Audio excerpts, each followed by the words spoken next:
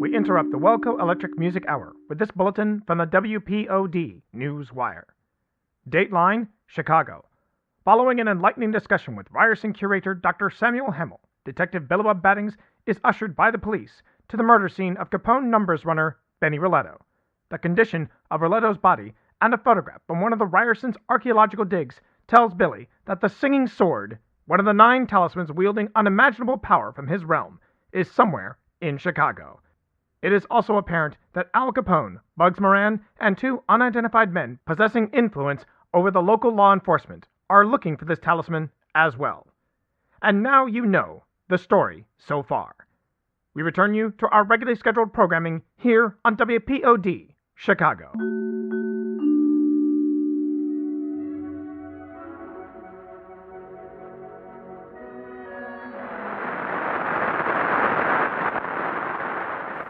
Chapter 7. Word Gets Around.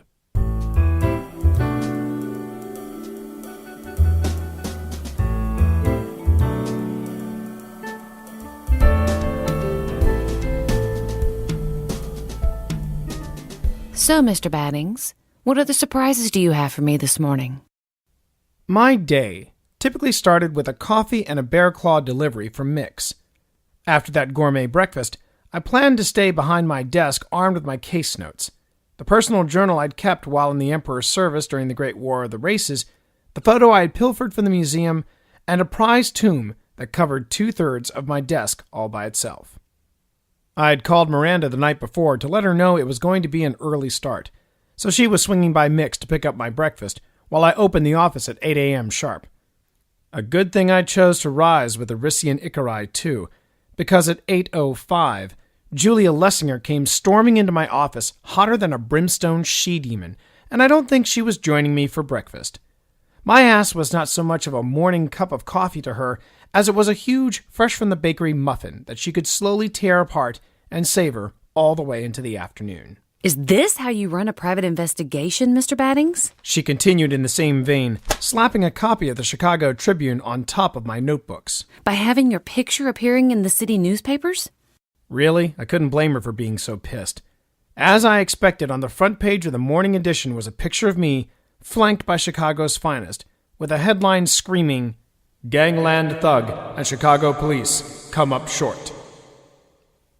Clever. Whoever came up with that one probably got an earful of guffaws and slaps on the shoulder. If I ever find him, I'll make sure to hand him an exclusive on how hard a dwarf can punch. Miss Lessinger, I began with a heavy sigh, sitting back in my chair. I can assure you that your name was nowhere near that crime scene. I was called in on a matter of unique circumstances for the 15th Precinct. Unique? She huffed, taking out a silver cigarette case and slipping a tobacco stick into her mouth. She was about to dig out some matches until a click from my desk caused her head to snap up. I knew the sight had to be comical, if not disarming. Me standing up in my chair, holding out a lighter and giving her the big old puppy dog eyes. Nobody in Griffinos could do the puppies better than me. As she bent low to catch the flame in my outstretched hand, I caught a quick glimpse of her chest. Look, if I was being sentenced to the rack, I might as well die with a smile on my face after a quick glance at hers. Oh yeah, definitely a good, healthy girl, that Julia Lessinger. The resulting grin on my face quickly faded as she straightened up once more, her anger still present but far more subdued. Forgive me, Mr. Baddins, she said suddenly. Good thing I was hanging on to the desk, otherwise my surprise would have made me shift too sharply, sending my chair one way and me the other. My concern for discretion, you understand. If my father knew that I was here... No need to apologize, Miss Lessinger. Actually, there is. She took a long drag from the cigarette, the scent of freshly lit tobacco lingering as she took a seat opposite my desk. My father viewed my relationship with Tony as an embarrassment to him, the family, and his business. If he found out about my dealings with you, I might not be able to settle the final bill. Disinherit you, would he? First, he would disinherit me. Then you would conveniently pack your bags, go on vacation, and never come back. I'd just gotten comfortable in my office chair when she launched that catapult of a statement on me.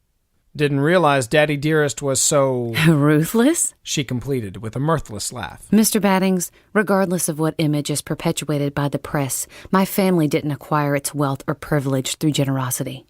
My father has carried on my grandfather's and great-grandfather's legacy of earning money and holding on to it.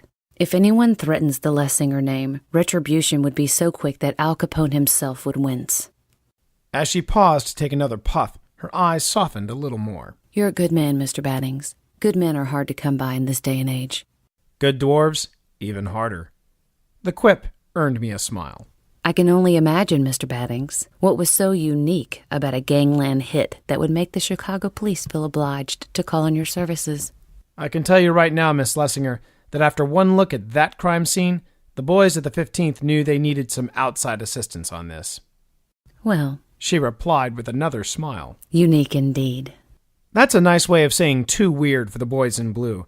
And the 15th would like to think that when it's weird, the weirdo of the Windy City, yours truly, is behind it. It was a pleasure to disappoint them. Pulling myself closer to the desk, I flipped over the Tribune and linked my fingers together, staring for a moment at my pudgy digits interlocking and flexing. Since she was here, it was time to play the library card. Miss Lessinger, I need to ask you something that could sound like I'm digging for court gossip, so bear with me. Court gossip, Mr. Baddins? She repeated, her curiosity clearly aroused. Sure. Is there a reason why the Ryerson omits the Lessingers from its mailing list? Good Dr. Hamill in the Ryerson Museum. She sighed heavily. It all started when my father hired the doctor's staff to research our genealogy in the hopes of confirming his oft-repeated claims that we sprang from European nobility. And Hamill couldn't prove it? He could only find mentions of the name Lessinger in one family's ledger. They were on the staff. Ouch. I shook my head, and from what I know of the good doctor and his lack of tact, he probably shared this with your father. She nodded. Ever since then, my father has threatened harassment charges if he ever receives another invitation to a Ryerson exhibit. She gave me a wry grin. My father is quite good at holding grudges. And his daughter? Miss Lessinger took another slow drag, nursing this dramatic pause for all it was worth. I think you'll find out soon enough, she finally said. For a response, I grumbled something I wouldn't say in polite company. She arched a meticulously sculpted eyebrow. My Norse is a bit rusty, but something tells me I'm better off not knowing the details. My head slowly turned back toward my grinning client. It was easy to forget that the Norse language of this world was close to my own Griffinos dialect. So close that you could pick out the gist of full-out dwarven speech if you were fluent with the Vikings' lingo. Guess Julia Lessinger had her own surprises for me. Sorry about that, I said, feeling my face turning red under my beard. Knew you were cultured, but I didn't know you were that cultured. I have soft spots for history and mythology, and it's always a benefit when you can read legend and lore in a native tongue. To that end, I took a few linguistic courses in college, she said while tapping her cigarette into the ashtray at the corner of my desk. These soft spots are why, regardless of my father's feelings, I volunteer much of my time at the Ryerson. She sat back with her smoke delicately balanced between two fingers, the freshly exposed tip sending a serpentine wisp above her head. So what does the Ryerson and their falling out with my father have to do with my case? In a minute, I stalled, tapping the face-down Tribune. Do you know a numbers runner named Benny Roletto? Benny Roletto? Her mouth twisted in the effort to get the name out. I had the pleasure of meeting him one night, she replied with more than a hint of sarcasm. He never made any overture to pay for drinks, I noticed. Tony noticed too, but he didn't seem to care. He told me that Benny served his purpose. That wasn't uncommon. What wasn't uncommon?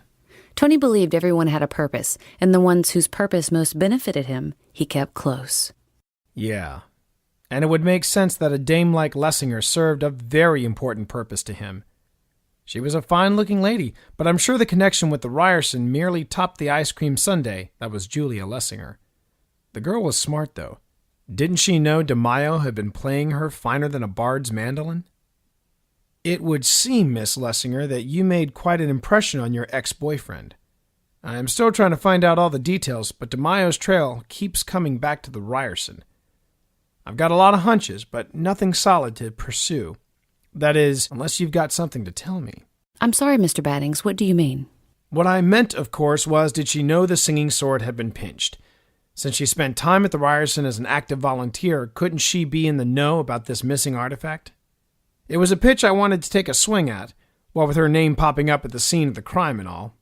But looking to that confused gaze of hers, I had to wonder if the good Dr. Hamill was keeping his office staff in the dark on this one. It would make sense that he would want to avoid adding to Daddy Lessinger's grudge, plus to ensure that the Lessingers' friends didn't catch wind of the Ryersons' incompetence. I guess I've got a little more investigating ahead of me, I hedged. But now you know what I know. The trail that eventually leads to Sal's, where Tony DeMaio met his demise, is currently stalled in the corridors of the Ryerson. Still, it's definitely a few steps forward, dwarf-sized as they may be. It's progress, Mr. Baddins, she said pleasantly, slipping out a few more Franklins, a little more than half of what she had originally left for a down payment. More progress than I anticipated. With what you've told me so far, I know I made the right choice in whom to trust. I wouldn't want to start again from scratch. So please, Mr. Baddins, be more careful in the future. Sure, lady. Careful is my middle name. A few minutes after Miss Lessinger took her leave, Miranda poked her head into my sanctuary. You okay, Billy? She asked, appearing with a brown paper bag holding my breakfast. Anything I can do for you? Yeah, hon, there is, I replied as I swapped the Tribune on my desk for my long-awaited morning's delight. Find a birdcage to line this with, okay? A little guardian angel she is, just making sure that everything was Jake. After glancing at the front page with an impish smile, she shut my door and fielded all phone calls. And yeah, we got a lot of them. Mr. Baddins Every ring was met with Miranda's, "I'm sorry, he's out" dodge. Good morning, Baddings Investigation. No, I'm sorry. Mr. Baddings is not available right now. You can leave it. Hello? Hello? And I could only pray her voice would hold out for the day.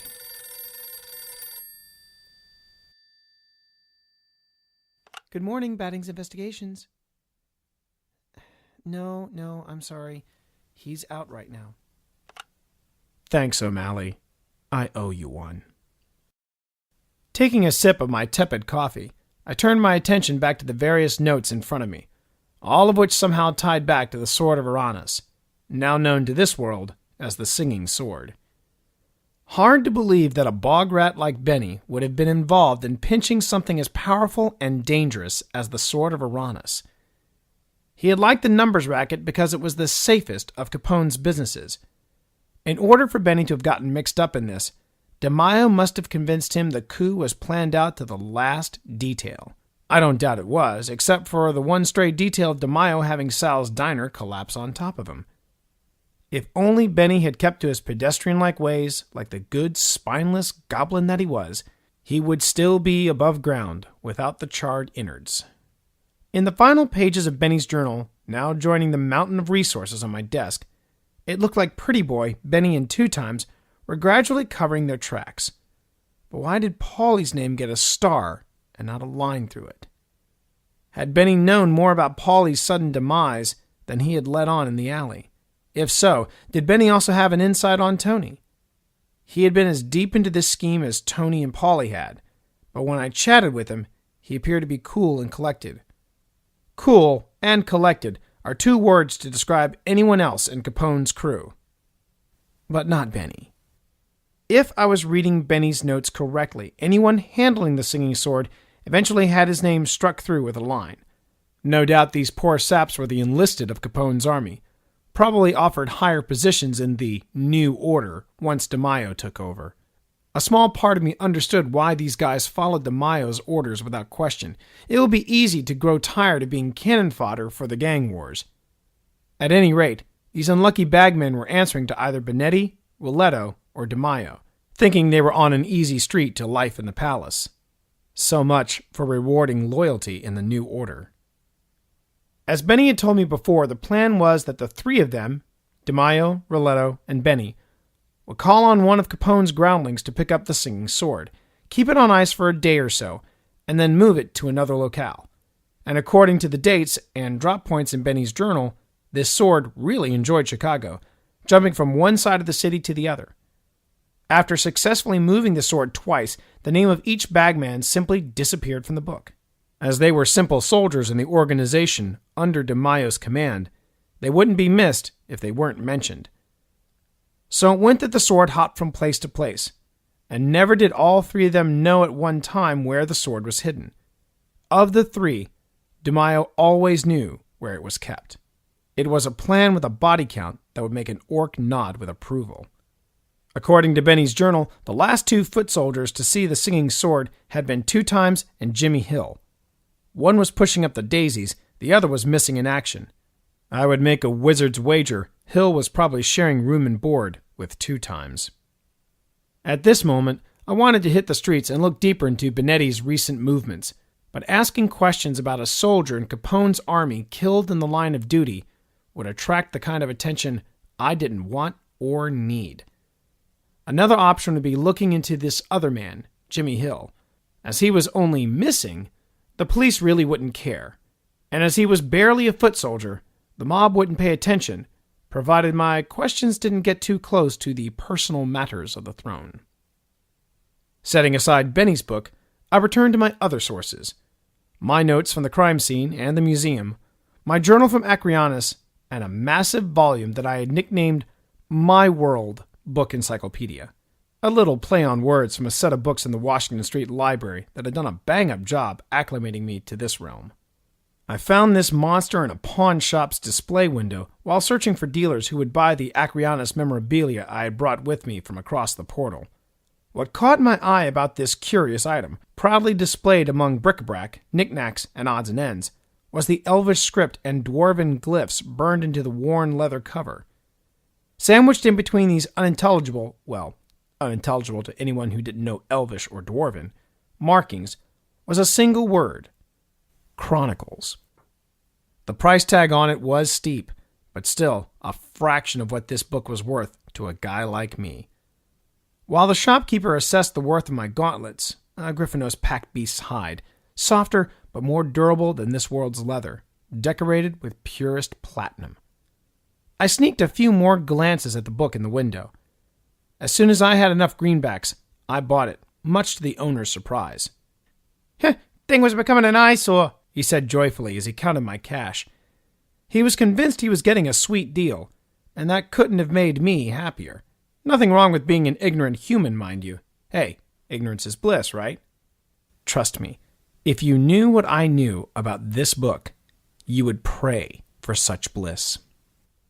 These kinds of tombs alternated in their languages. Certain sections were written in the dwarven glyphs, while other passages featured various languages of Man and Elvish. It was kind of a minimum security for secrets, plus a way to make all the races feel they participated in the recording of history. A few pages later, I was staring at passages devoted to the Sword of Acryonis, thrilled to find this particular section written in my native tongue. I needed a lucky break, and I had found it. Good thing, too. Apart from labeling various goods in my kitchen and trying to rewrite a copy of The Red-Headed League in Elvish, I was getting a little rusty. Maybe I'll get lucky one day and run across an Elvish cookbook that was, for whatever reason, sucked into a portal. It would be easy enough to pawn it off as Chinese calligraphy. Not only would an elementary book like that help dust off the cobwebs, but elves have one mean recipe for peanut butter soup. Following the dawn of the first age of peace between the realms, these parchments chronicle the forging of the talismans of Acryonis. As the green of life continues to return across the moors, highlands, and valleys of our lands, whispers of the darkness spawned from the hatred nurtured between the races draw strength in the night, murmuring plans of bringing forth another scourge to the realm. Therefore have the elders of each race now come together once more. Blessed be that we all meet, not drawn or haggard by the toils of war, but as kindred of peace. Kindred of peace? When dwarves try to write like elves, they just come across sounding stupid. I gave my eyes a quick rub-down, knowing this chunk of pretentiousness was merely the start of a long day's reading that would probably stretch into the night. I wondered if I should ask Miranda to get me a fresh cup of mixed java, along with dinner, before she left for the day. The darkness is what was created from the bitterness we races carried, as unseen weapons in our great wars, and so have the elders created the 9 talismans, sacred objects that will banish that which makes us susceptible to our most primal of desires. Were these dinks serious? These elders truly believed that they could channel all the hate, lust, greed, and ambition of men, dwarves, and elves into 9 charmed hood ornaments. And then what? The world will be a better place? Yeah, sure. This is exactly why magicians of any race never held my trust. All those damn necromancers, enchanters, and sprite oil salesmen bending the rules of nature. If their magic succeeded in anything, it was in pissing off the old lady. What really bristled my beard were the sorcerers' justifications in their tampering. Yeah, you heard me right. Tampering. That's exactly what these pricks did on a daily basis. If it weren't for the old boys club, there wouldn't be half the problems we faced in Acryonis. Hell, I would still be in Acryonis, maybe getting cozy with that cute little red-headed elf over a nice pint, if it weren't for dark magic. The dwarven runes started to dance on the giant leaves of parchment in front of me, slowly blurring into a series of lines and dashes that closely resembled the etchings of a dungeon wall where prisoners kept track of days past. I managed to labor through 15 pages, 15 really big pages, and was only on the 3rd talisman. I'm sure all this detail was useful to someone in another world, in another time. My priorities were on this world right now, and the singing sword. The day already felt as long as a summer solstice, and reading verbose, flowery passages of Acryonis' brush with an apocalypse was only making it longer. And I was getting cranky. That was not helping. On the last sip of Mick's strongest, I struck pay dirt. From the lands of Acryonis, where the goddess of Shu-Mei, the bringer of life and the harbinger of death, protects and reigns over her children, the great masters of the sword crafted a blade of sturdy make and of great power. Upon the sword of Acryonis, the master mage decreed that only the nature, mild and gentle, should wield this blessed weapon. He, not of this nature, who calls upon its power, shall suffer its wrath. There it was. Confirmation. The sword of Acryonis. Now that is one serious bowling trophy. Considering who its makers were, it was a given there was going to be some details kept hidden, even from the authors of this book. In my world, very little was known about Acryonis. The people who dwelt there were human, but before I left, rumors were bouncing around that some disenchanted elves had also slipped into their communities. The elves never did put any credence into these rumors, but they didn't bother to discredit them either. But the elvish script along the singing sword's blade seemed to support those rumors that perhaps the Fethrisma, the exiles, had found a home after all. Far from social, the Acryonis barricaded themselves inside their lands with great stone battlements that either rose high over the rolling landscapes or were built into them. The traders who managed to get in and out spun a good yarn on what the Acryonis did to while away the hours within the city walls. Mastering sword-making and sword-wielding techniques, plus developing arts both of the natural and supernatural kind, unique even to Acryonis. The Acryonis first made a show of collected force in a war that pit the humans against the elves. This was one of those wars you hear about when sitting by the hearth during the holidays. Lots of legends, lore, and all that. The humans found themselves on the losing end pretty quickly, the ranks falling by the wayside like a ball team lacking a decent shortstop. Imagine the surprise through Tricilia when a secluded Acryonis offered their allegiance.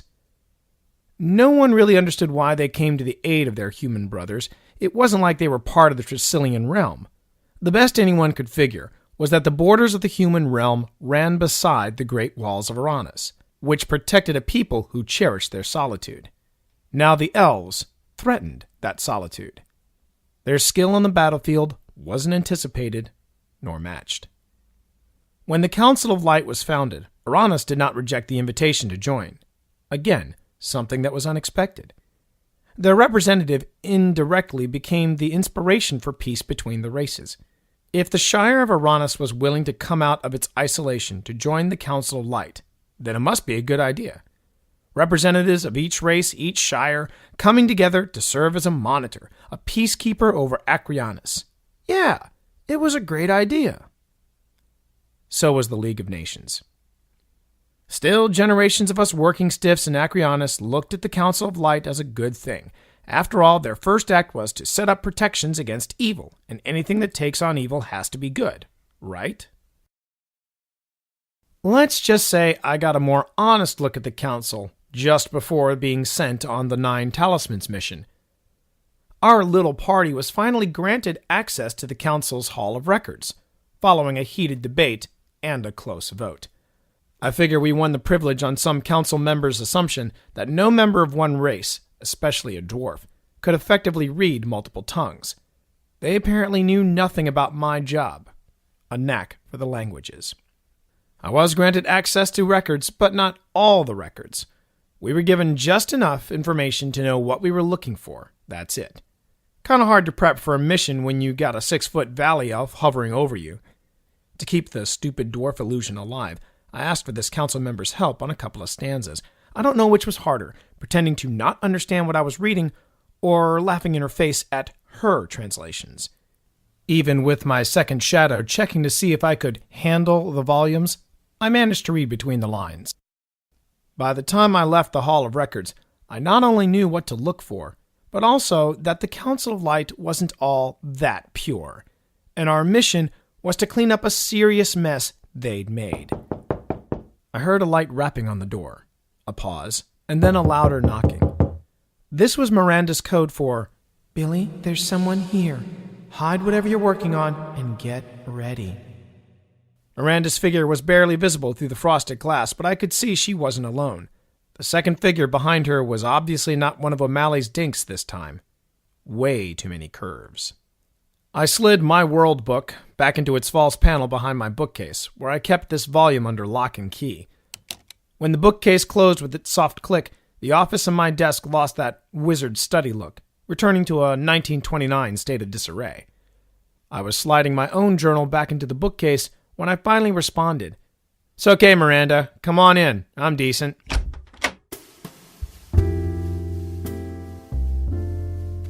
The woman behind Miranda was cut the same cloth as Miss Lessinger, but that was where the similarity ended. Her ice blue eyes were set in a delightful face, perhaps not as angular or defined as Miss Lessinger's, but still pleasing to my peepers. When I caught a glimmer of golden locks under her hat, I gave a barely audible groan. Blondes are always bad luck for me. When I'm in the company of a golden child, really awful things come my way. Seeing as how things were progressing in this case so far, getting mixed up with a blondie at this point came as no surprise. "Mr. Baddins?" she asked, clutching her purse tightly. There was a slight tremor in her voice. Sounded like this number was about to fall apart right then and there in my office. "My name is Ava Rothschild." Ava Rothschild? Did I just hear this broad right? "I'd like to hire you for a case." No hesitation, no double take. This lady didn't care that I was a dwarf. But with some of the things she'd seen in far-off places, she probably wouldn't have cared if I were a goblin in an evening dress. Ava Rothschild was the conundrum of Chicago's upper echelon. Although she was rarely in Chicago these days, the local rags occasionally ran pictures of her posing with various tomb raiders in front of archaeological digs. Strange kettle of fish, this world. Here, tomb raiding is considered an exact science. Back in my stomping grounds, if you were caught breaking into a sacred burial place, they would simply reseal the crypt, with you in it. This young socialite would have been considered one of the leading authorities in obtaining rare antiquities, had it not been for the nightlife in which she continuously indulged. If the photos weren't of her displaying a priceless jade container, gold burial mask, or ancient parchments, they usually revealed a flapper in the throes of a really good time, her company usually someone far from the academic type. These pictures and idle chit-chat suggested the real Ava Rothschild was the one in the hiked-up evening dress, not the one in the pith helmet and jodhpurs. Both Miss Lessinger and Miss Rothschild were featured in pictures of gala events, museum wing dedications, and other socially redeeming functions, but it didn't take a private investigator to see right through those smiles staged for the public eyes. While the Lessinger family owned half of Chicago, the Rothschilds owned the other half. These daughters to Chicago's crowns shared a serious rivalry, both in being social miscreants and in being the darlings of the city. As she stood there waiting for my reply, I wondered if I should change the title on the door to Billibob Baddins, Private Investigator to Chicago's Wealthiest. The fact that Ava Rothschild was in town, let alone in my office, was enough to give me pause. Something else giving me pause was her perfume, a scent very familiar to me. Miss Lessinger had been wearing the same brand the day she came to hire me. Expensive as the scent may be, it was no big to-do for her. This bird was a Rothschild, after all. I caught Miranda from her modest desk, giving Miss Rothschild the hairy eyeball. It took a lot to impress my girl Miranda, and Ava here wasn't even close. Then again, she gets a little protective when it comes to clients and clients-to-be throwing their weight around. I'm sure if Miranda had been around for Miss Lessinger's stormy entrance, that same eyeball would have been cast. I see. How about we chat in my office? I want you to look into the death of Pretty Boy DeMaio. I wanted her to ask me to help her find a pair of lost earrings, or maybe follow an unfaithful boyfriend, just for a change of pace. That would have surprised me, and it would have been a surprise most welcome. But this? No. This was no surprise.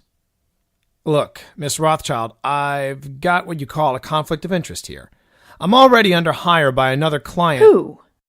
Now her pretty face, inviting cleavage, and curve of the cute derriere lost my attention. I don't like being cut off when I'm talking, and by my count, that was her second cut against my armor. First off, you don't do that to a dwarf. Not in my culture, especially when you're a dame. The other reason, it's just plain rude. I guess little Miss Ava was used to getting her way, and if you got the means to live that high on the hog, then by all means, do so. But if you really want to rub my beard the wrong way, keep cutting me off. Eventually, you'll get 4'1's worth of etiquette lessons that those to the manner born must have skipped. You see the sign on the door, sister? I'm a private investigator. Private as in between me and my client. Private as in not public knowledge. Private as in none of your damn business. She nearly dropped the purse, her mouth opening slightly. No, she was not used to hearing the little people, a literal analogy in my case, talk like that. We just stared at each other for a minute, until the loud pop from Miranda's chewing gum made her jump.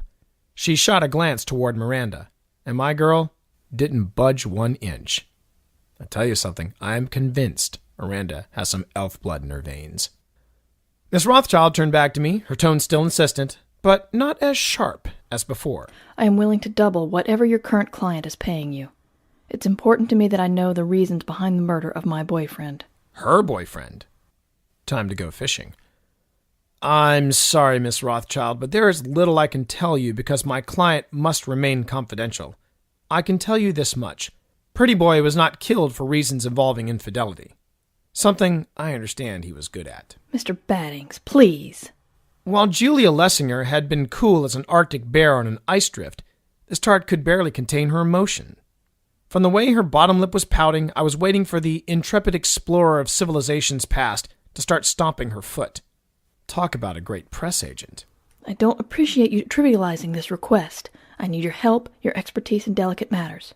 I cannot afford to have my name dragged through the papers any more than usual. Didn't I just hear a conversation like this earlier this morning? Then Miss Rothschild added a final touch that Miss Lessinger had notably avoided. Please, Mr. Baddins, I want to know who would kill... She paused for a minute and, with a sudden sniffle, reached into her purse for a handkerchief. Miss Rothschild dabbed her eyes, but there was really no pressing need to do so. I doubt if any tears had fallen from them in recent years. My sweet Tony. Right. I couldn't help but stifle a chuckle as she took the seat in front of my desk. By now, Ava Rothschild seemed pretty certain that when she left my office, I was going to toss my client aside and take her on as my benefactor. Although she really laid on the huffing and sniffling thick, Miss Rothschild was no Mary Pickford. I'm sure she was hoping those baby blues and that buxom bust line would win me over. If she was a redhead, maybe. Look, Toots, knock off the Minotaur tears. Maybe Daddy Rothschild can employ some of his goons down at City Hall to look into the matter for you. I'm sure they owe him some favors. Without missing a beat, Miss Rothschild put the handkerchief away and produced a silver cigarette case that was probably worth more than all the furniture in my office. Placing one of the smokes between her lips, she leaned into the light I offered. I think that the gesture surprised her, but I had my reasons. Soon the case disappeared, her purse closed with a snap, and Ava Rothschild's eyes were fixed on me once more. Mr. Baddins, I assure you that I can make your life extremely uncomfortable if I leave here without getting what I want. Sweetie, I grunted, placing the lighter back on my desk. I can give you what you need, but what you want may be a problem. And while I know you got a father with friends in high places, I also know I can make a few phone calls to my pals at the press. Good-looking girl like you loves to paint the town with daddy's money. Am I right? Ava's motions slowed to the crawl of a bog snail, the cigarette smoke barely seeping out from between her painted lips. Her eyes narrowed and those rosy cheeks darkened as we looked at one another. Nothing like getting into a pissing contest with a woman. I was the first to break the silent standoff. How about we cut to the treasure and have a little chat, you and me? First off, I can understand how a dish like you gets all heartbroken over Pretty Boy DeMaio. But why are you so interested in Benny Roletto's death? Her eyes went wide with the mention of Benny's name. Oh, come on, sweetheart. You blow in here like the winter wind from Death Mountain and offer to hire me, and you're not bothered in the least that your private dick is no taller than an end table? It was as if. Slowly, I reached for her hands, gloved in the finest white cotton. You knew exactly what I looked like before you came in here. Her gloves were a stark white. I mean, so white that they were blinding. Well, they were white until you saw the fresh gray stains evenly running across the fingertips. My eyes were tired from reading my world book, but I wasn't blind. I got confirmation once I got her gloves under the light of my cigarette lighter. The pristine fabric was marred by ink residue from the newspaper she had been reading. By the amount of smudge, I would guess she had picked up every rag this morning after reading the first one that mentioned Benny. How many people in this great city had woken up this morning to a picture of me? Damn, that must have packed a stronger punch than a cup of mixed coffee. Guess it must have been easy for this dame, so rich and connected as she was, to track me down. How many dwarves are there in Chicago anyway? Probably had no clue that I was a private gumheel. And when she did find out, it probably unsettled her something fierce. Now, sister, I'm sure before you walked into this office, you were used to getting whatever you wanted if you wanted it bad enough. I gave her $1 million smile with my eye-twinkling chaser as I leaned in closer. But you see, you're in my castle now. You're talking to old Billy Baddins, and when you talk to me in my place, we play by my rules. So it's like this. You can talk to me about your involvement with Sweet Tony and Benny Roletto, and we can part as friends. If we can't do that, you can find the same door you came in. I don't think we want to go out of our way to make one another uncomfortable. So how about we have a little share time? What do you say? Little Miss Ava did not care for being put in her place, but she could appreciate it to an extent. A small extent, but it was there. She took off her hat, allowing her hair to spill across her shoulders. The brilliant spun gold locks framed an angel's face, her baby blues softening the insolent demeanor she so proudly wore about her like high fashion. Yeah, even easier on the eyes, sans chapeau. I could tell she was measuring me up from the opposite side of the desk, and if that made her feel better about herself, I was happy to oblige the princess.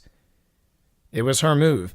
She was just trying to figure out how much she wanted to play with me. I know you're working for Julie. Julie? Who is Julie? Julia Lessinger. Okay, once more with the interruption, and I was going to bend her across my knee and slap her across her rump with the flat of my short sword.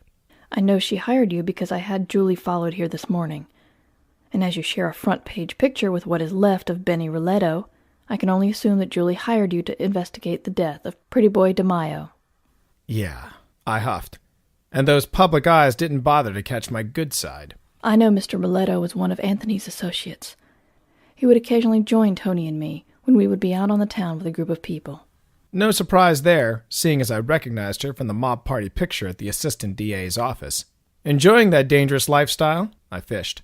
Lying down with the mob? Her upper lip curled with disdain. On the contrary, I found Tony repulsive. You can throw as much money as you like at a greaser, but it won't change what he is. A fleeting smile crossed her face. However, my keeping company with Tony repulsed my father a great deal more. That was enough of an incentive for me to be seen in public with him. Well now, isn't she charming? Just seeing? I asked casually, my eyes twinkling with mischief. Ava tensed on that statement, gripping her purse more tightly. It was a surprise to us both when she found her voice. Just seeing. Daddy would be so proud. I purred with a grin rivaling the cat's after it had dined on the canary special. If there had been a pit of ravenous goblins nearby, Ava Rothschild would have found great pleasure in throwing me into it. By the tautness in her jaw, I was convinced any cracking sound would be coming from her teeth, breaking under the strain. His relationship with Julie was a bit more involved than the one with me. There were a few mornings I had my driver take me by Tony's place, and Julie's driver would still be impatiently waiting out front. I noticed that her driver appeared less concerned about the well-being of his boss's daughter, and more about being seen by anyone. The press, for example. Or worse, you.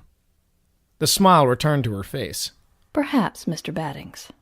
I shook my head, clearing my throat with a tension-breaking cough. Miss Rothschild, you missed your calling. You should have been a detective. If you know so much about Julie and Tony and this love triangle between the three of you, why are you knocking on my door? I assume you know of my involvement with the Ryerson. That I do. I nodded, a civil smile spreading across my face. Didn't this lady think I could read a newspaper? I have been concerned over the institution's competence in handling acquisitions for some time now. From the company I've kept of late, I suspect that Mr. DeMaio and Roletto have been involved in illegal transactions. While I cannot prove it, I suspect Miss Lessinger is at the center of it. I want to hire you to dig for me. Ava extinguished the cigarette, her butt falling idly next to Julia's, as a matter of fact, and then reached into her purse for a compact, splitting her attention between me and her makeup. After all, that is what your kind do. Your kind. Those two words were this girl's subtle reminder to me of the pecking order. I'm the working stiff, a servant to the one with the greenbacks. I do the work that is beneath her. I get my hands dirty while she goes to some hoity-toity spa and has hers massaged and lotioned.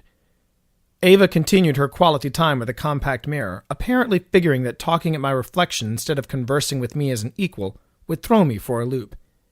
She was trying to play the same control games that elves and humans go toe-to-toe in back home. Problem was, she was in control of a carriage without a horse team.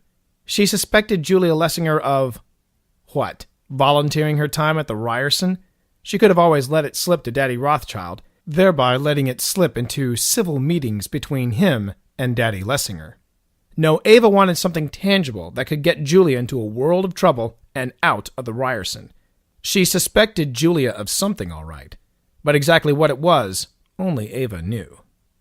One thing was clear. Ava wanted Julia as far removed from the Ryerson as possible. Too bad I knew the rules of the control game better than she did. Trust me, you can learn a lot about these games when you work through Bill Shakespeare's stuff. So what exactly am I digging into, Miss Rothschild? A smile lit up her face, the shoulders relaxed, her head tipped back as she looked down the length of her nose, savoring her victory. Yeah, she did love the Miss Rothschild touch, my indication of acquiescence. It was little Miss Ava's bone to gnaw on for the moment. I kept the illusion alive with my polite delivery. If you want me to do what I do so well, I need to know what buried treasure I'm looking for. With a quick click-click, the compact snapped shut in her gloved hand. Her makeup was perfect once again, her eyes flashing like brilliant waterstones in the Seine River that twisted through Acryonis, marking a border between races as well as lands. For a moment, I thought she'd been transformed into a statue of Goddess Vanity herself. Then she had to ruin the illusion by speaking. As you make it your job to meddle in the private affairs of others, I am willing to take advantage of her talents where Julie is concerned. Find out what she knows. Find out if she is, in fact, trying to sabotage my reputation at the Ryerson. Now just a moment, Miss Rothschild. Mr. Baddins, you may think that Julia Lessinger's intentions are honorable, but I assure you that she has her own agenda in hiring you. I want to know if that agenda includes smearing my name. I may not be the heir apparent in my father's eyes, but I am still a Rothschild. She hissed. I plan to protect that name by every means within my grasp, Am I clear? As a seer's ball, Toots. I swallowed hard. I was going to need a drink after this one. I thought Julia Lessinger was going to be a handful, but this one was trouble. Here she was, spouting about protecting her family's good name, when she mocked it in one party photo too many every chance she got. Perhaps it wasn't the family, so much as it was her allowance she wanted to protect. Still, I'm not one to turn my colors to the visiting team when the Cubs are suddenly losing in the bottom of the ninth. No different when you're on the battlefield with the axe in hand. Go down swinging. I don't know what kind of private eye you expected to find here, Miss Rothschild. She started to speak, but I immediately cut in with, "But I'm not some bog leech that'll suck blood on command. I'm spoken for. If you want to sick your royal hounds on me and make my life uncomfortable, you go ahead and try. I guarantee you a lesson hard learned not to cross a committed Highlands dwarf. Unless you have another reason to hire my services that excludes the Lessinger family, I bid you a pleasant day." Her eyebrows raised slightly, the pair of full red lips parting again in shock. I guess when you're royalty, you just don't get rejected by the lower classes. So I was bracing myself for more of her making my life uncomfortable threats. Like dealing with this case couldn't make it more so. But then her lips curled up in a slight smile. I spent a few missions scaling Death Mountain, its talons of stone and ice serving little to shield me from the bite of the frigid winds. When she looked at me, the chill I felt was colder than my bleakest night on that faraway ridge. She held that look as she placed the hat back on her wavy blonde mane. My father is co-hosting a reception this Saturday night. Perhaps I could include you on the guest list? Now think about this for a moment. I'm a 4'1" dwarf among a realm of humans, so that should give you an idea of how hard it is for me to get dates. Add to this how hard I've just spurned one of the richest women in this town, and now she's inviting me to a party? You want to run that by me one more time, Miss Rothschild?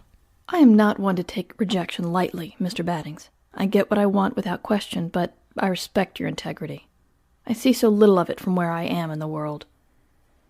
I still wish to win you over, and perhaps if you got to know me better, I could change your mind. Lady, my loyalty won't be changing until this case is closed, but if you want to make your possible business venture a social engagement, then I'll be there. Black tie? But of course. 7 o'clock, I'll send a driver. Until Saturday. Sure, Toots. See you then. Miranda's scritch of the nail file went quiet as the blonde princess passed her, without so much as a glance. Then the door to my office closed behind her. My eyes were fixed on the chair where she had sat, the sheen of its finish catching the glow of pink, light blue, and green across it. I couldn't help but be surprised that Miranda was still here. It was getting late. Counting up all the similarities between Miss Rothschild's and Miss Lessinger's first visits, right down to the way those two debutantes clutched their high-fashion purses, I gave a weighty sigh as I shook my head. I hate déjà vu. I really hate it. Why? Because every time I experience déjà vu, it usually serves as an omen to something bad. And I mean bad. The kind of bad that makes you wish you had stayed in bed. This was the kind of bad that brought to the surface a regret that I didn't listen to my mother and go into the brewing and tobacco business. It was at times like this I wished I had no skill with a battle axe, that I had no clue where the weak spots on a forest dragon were, and that my only desire for excitement involved a particularly good mix of malt beer cooked up in my own brewery. Billy? I was resting my forehead in the palm of my hand. I parted the fingers, peeking through the V opening I'd made. Yeah, who's at the door now, Miranda? One of the Rockefellers? Miranda is a good kid. You know that by now. But did I happen to mention how savvy she is? You know that raise I've been wanting, Billy? Yeah, hun. I muttered, barely audible to even myself. I don't want it if it's going to put my boss at the bottom of some river. I turned to look at her face. White as a forest banshee. She was afraid. I really began to wonder about that elf blood again, because she definitely had their intuition. I don't like this, Billy, she said, walking up to me at my desk. I don't like this at all. If you don't like the idea of getting a raise, just say so. I didn't say that. She gave me a playful shove. I could tell she was trying to be serious, and I wasn't making it easy for her. You know what I mean, Billy. There's something really wrong with all this. You're preaching to the cleric, darling. Hopping down from the chair and slipping on my jacket, I placed a pouch of tobacco into my coat pocket, giving it and Beatrice 2 reassuring pats. I then removed a pipe from the tiny tree at the corner of my desk and cast a quick glance over the Chicago streets. 2 of society's finest coming into this office today, both with connections to the Ryerson and the mob. I'm thinking I need to pay my intellectual pal Hamill another visit. Billy, don't you think you should lay low for a couple of days? Miranda, I replied with a grin, adjusting my hat and giving her a courteous tip of it. As little Miss Ava said, this is what my kind do. I couldn't give a rat's ass what Miss Moneybags says. The protective big sister side of her had now kicked in. She's cute as a button when she gets like this. All right, you win. I'll just go home for the night. Maybe stop by Mick's for a quick bite. In response to Miranda's look of warning, I tucked my thumb into my palm and rested my 4 fingers on my heart, a sign of the dwarven oath of loyalty of service. I swear I'm going to take your advice this time. Seriously. I guess the singing sword can wait one more night, but no matter what, I'm going to be the first to find it. The singing sword? I then realized I had just mentioned the sword by its nickname. I didn't want to mention it around my girl, but I could tell Miranda wasn't going to take something with a name like that seriously anyway.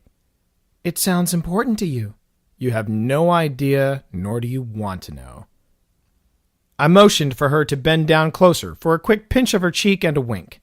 My way of saying, end of discussion. Now, time to take a break from our business of poking around other people's business, I announced. I'm calling it a night, okay, hon?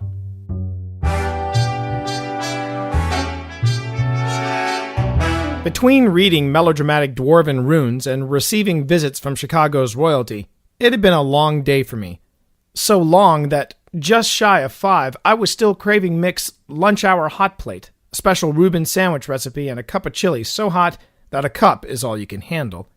Even though the lunch special was now nothing more than a distant memory for Mick, he'd be glad to whip it up special for me. I always hated putting him out in his own place, but the craving was stronger than usual, and I thought that tonight, along with that glance down Miss Lessinger's blouse, I'd earn myself an indulgence. Being a dwarf in a human world meant that subtlety of any kind is hard to pull off around me.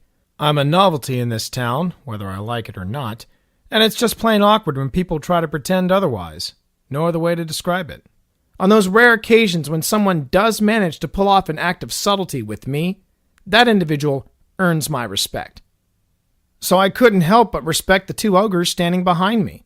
I couldn't turn around and get a closer look because one of them, I think it was the ogre on the right, was pressing the barrel of a .45 into the back of my neck. Now I had to give this guy credit because I could feel the fabric of a raincoat draped over the pistol, but still the move was subtle. It didn't even knock my fedora out of place. I sincerely hope I can help you, gentlemen. I spoke pleasantly, the slight chill from the gun's metal causing the hair on my arms to rise. You look hungry, the voice behind me grunted. How about we treat yous to dinner? Hey, boys, that's real nice of you, I replied with a friendly smile, my insides already churning. I got into the car first, giving a polite nod to the Goomba already sitting in the back seat. He responded by patting me down, removing Beatrice, my pipe and weed, and the hog leg from my person. I might as well be naked. The mook behind me removed the raincoat from his piece and sandwiched me in between him and his fellow gangster. Not on purpose, mind you. I'm just a little dwarf with a big waist, and these Dago ogres were no petite sprites themselves. Yeah, you could say we got close to one another without getting to know one another. The last mook, still outside the car, closed the door behind us and then wiggled his fingers at me in a toodaloo fashion, before we 3 sped off to destinations unknown. Well, unknown to me. Like I said, I hate déjà vu. Always led to something bad.